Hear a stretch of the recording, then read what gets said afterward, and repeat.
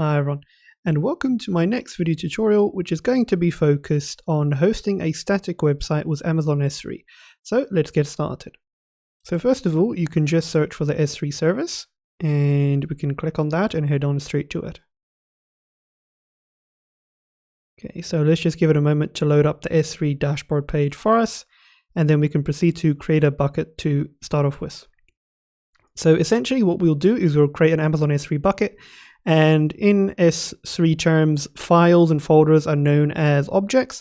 So essentially we're going to upload an index.html file / object in S3 terms to our bucket so that we can then go ahead and access this index.html file as a website of sorts once we transform our bucket to host a static website. So let's go ahead and create a bucket. More on the details soon enough. So first of all, we need to go through the setup wizard. So under general configuration, you can choose your AWS region here. So you can click on the drop down menu and you can decide where you want to set it as. So I'm going to keep mine on the default US East 2 Ohio. And now for a bucket name. So just keep in mind here that all bucket names across the AWS ecosystem should be unique and not the same. So I'm going to choose a bucket here. Okay, so you can give any name that you wish. If you want more details in terms of bucket naming, you can click on the link here to see rules for bucket naming in case you're unsure of the specifics. Once you've done that, you can scroll down. Under object ownership, we're going to leave the ACLs on disabled and keep it on the recommended option. Now, there are a lot of advanced settings here throughout this setup wizard, so I won't go into too much detail here. We just want to keep it simple and straightforward. Next, under block public access settings for this bucket, what we want to do is we want to disable this option, and you want to scroll down and acknowledge that you are turning off block all public access. Now, we want our website to be accessible to everyone, so we want everyone to see our index.html page. So this is the reason for blocking all public access and turning off that setting. Under bucket versioning, so this essentially implies that you want to keep several versions and variants of your objects. This is very useful in most cases of uploading objects to an S3 bucket, but in this case, we're just going to keep it disabled for now and keep it short and sweet. You can set tags for naming and tracking purposes if you desire. Under encryption, we have default encryption enabled via SSE S3, which is basically server-side encryption with Amazon S3 managed keys, and associated with that, we'll have a bucket key enabled. There are other advanced settings that you can set up and integrate if you so desire, but we're going to keep it simple as I mentioned, and let's create this bucket. Okay, so congratulations, your bucket was successfully completed. So we are good to continue. So the next thing that we should do is configure our settings in terms of public access. So as we can see, objects can be public. However, we do want to ensure that all our users will be able to access the bucket from anywhere in the world. So essentially our static website. So we can click here on our bucket name. Okay, perfect. And what you want to do before you continue is you want to go to permissions. And as we can see here, block all public access is off, and that is set. But the next thing that we want to do is we want to set up a bucket policy so that we'll have full and public access to that particular index.html page, so explicitly. So you can go ahead and say edit. Keep in mind of this bucket ARN, we are going to use it once we create our policy here. So what you can do, you can right click on policy generator and open that link in a new tab. Now the reason that you need to open a new tab is because we want to return back to this tab here so that we can take note of this bucket ARN to refer to the bucket to which we want to attach this JSON policy which we'll create to. So let's start with the steps. So step 1, select a policy type. We're going to choose S3 bucket policy. Under the statements here, so we want to allow all users, so all for the principal will be star. So we want to allow all users via the Amazon S3 servers to be able to get an object. So you want to look for the API action here of get object. There we go. And you just want to click right here as is. Okay, and then you want to specify the ARN, so the Amazon resource name.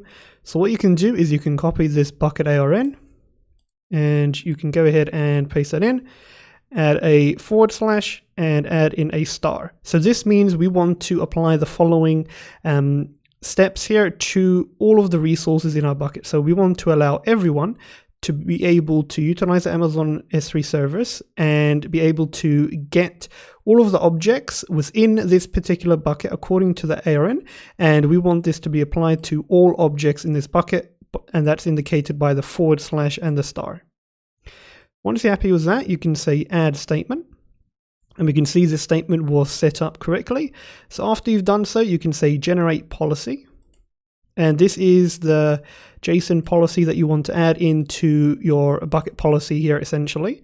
So what you can do is you can go ahead and copy this, and here in this space down below by policy, you can paste that in. Make sure that you don't have any spaces, that you haven't changed anything. You need to copy it exactly as is without any spaces or changes or additions or subtractions in any way. So make sure you do that. A lot of people forget to check this, so make sure you do it right. Once you're happy with that, you can scroll down and you can save the changes and apply this JSON policy that we just created. There we go. So we can see we successfully edited this bucket policy and we're good to go. Now you can close this tab for the policy generator, head on over to buckets. And what you can do is scroll down and just refresh here under general purpose buckets. And we can see our access now is public. So now we won't have any issues in regards to allowing external users outside of AWS to be able to access the objects in our bucket. So now you can click on your bucket and just make sure it's publicly accessible. And what you want to do is you want to upload an index.html file, for example. So as you can see here, I have my index.html file here locally, and you can see here it's very simple. I add in a h1 tag here that says hello world and a paragraph tag that says this is my first hosted website on Amazon S3. So literally all you need to do is you can open this in a notepad file and add in the following code, and just make sure that you save the file as a .html file. So mine is index.html. So just keep that in mind. Once you've done that, you can go ahead and say upload. Okay, and we can add our files and folders accordingly. Now I'm going to do it simple. I'm going to minimize my window here, and I'm just going to drag index.html right here and drag it in. And there we go. If I scroll down, I can see, oh, there we go. File and folders, index.html. It's been set, it's been added, and we can scroll down and you can see the destination to which this index.html file will be uploaded to. So we can see it's in the S3 service under the following bucket, DSS-bucket961. That's my bucket. And we can say upload. So that's where it's going to be uploaded to. There we go.